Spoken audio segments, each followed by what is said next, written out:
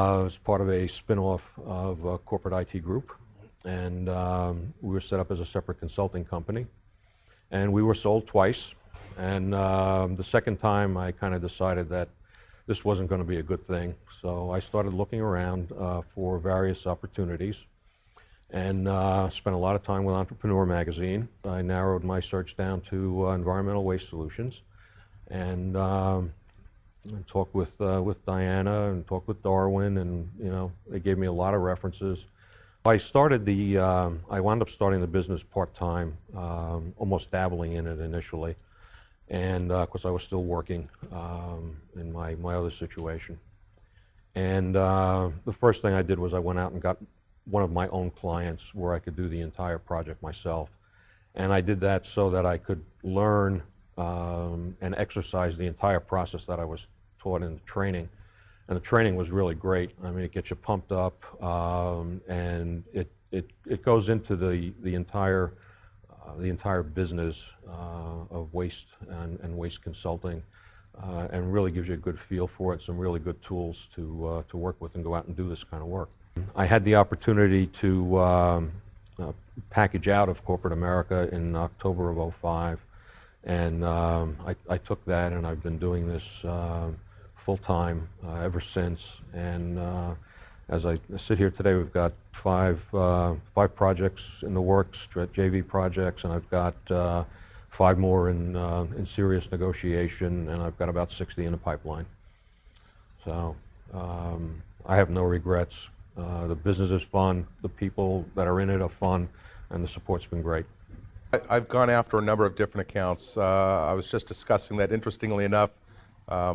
All of my clients right now are Burger Kings or Carl's Jr.'s. One client owns 18 Burger Kings and 1 Houlihan, so I have 1 Houlihan thrown into the mix.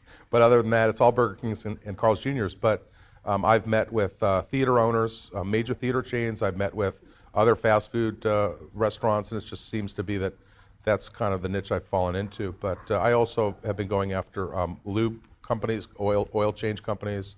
So I've got manufacturing, Goodwill type industries. So I mean, the opportunities are really wide open. I haven't touched manufacturing whatsoever. It's another area you really could expand into. So you really have, the market's wide open. Real estate management companies. The niche I happen to have fallen into is fast food, but there's a lot of other businesses out there. So, coming to you today, finding it very hard that it's been over 8 years since I took my training with EWS. Time flies when you're having fun, I guess. I've been self-employed the majority of my life. Worked in all different types of businesses. I had restaurants, delivery company, furniture stores, network marketing. Did a little bit of everything, but it all came down to the same set of problems every time you turn around. So I set out looking for a new business, and as I was looking for this new business, there was dozens of business opportunities that were approached. I approached, and they all kind of were going in so many different directions. I had to get a handle on what I was looking for. So I sat down with a pen and paper, and if I could have anything in the world in my next business, the proverbial finding a genie in a bottle, what is it that I would want? The list was over 2 pages long.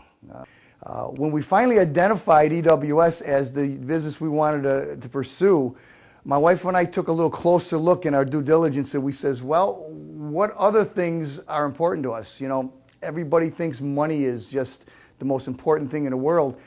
And in some cases it is, but when you're entering into a business situation, you want to look at a couple other things, whether you'll be successful to be able to make that money.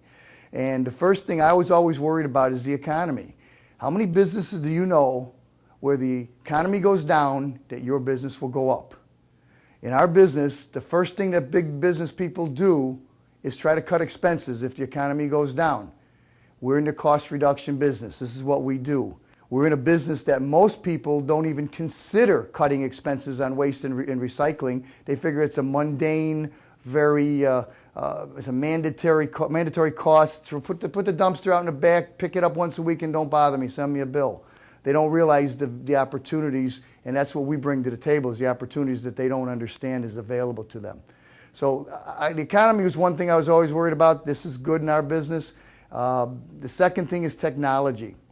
If you or yourself or anybody you know ever lost a business or a job through technology, computers and what have you. This business, as long as we eat or manufacture anything in this country, there'll always be waste. And if there's waste, there'll always be people charging too much to pick up the waste. However, I would recommend this business opportunity to anybody that wants to be an entrepreneur, that wants to do it themselves. It's just a great way to get that contingency-based business, to keep getting that revenue flowing in every month. My initial intent was to do it part-time and try to combine it with my full-time employment. The reasons being, I had to address a burning itch that I had inside of me on starting my own business. I had always given 110% at whatever job that I did, and I figure I spent so much time motivating and developing other people, I thought I should try concentrating on myself for once. So after looking at the opportunities, it became pretty apparent that there's quite a bit of value to it. The EWS business model is similar to the services that we provide regarding value. As far as we're going to save companies money, they only pay us if we do so, and I saw that similar to the EWS concept as well as far as overall costs. Initial startup, overhead, unlimited potential.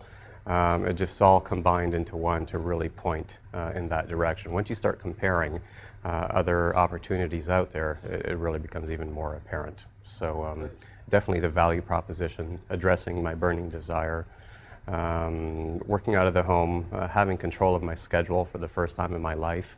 My background is the medical field, and prior to that, many years ago, was the restaurant industry. So two industries that you really don't have any control. You're working evenings, weekends.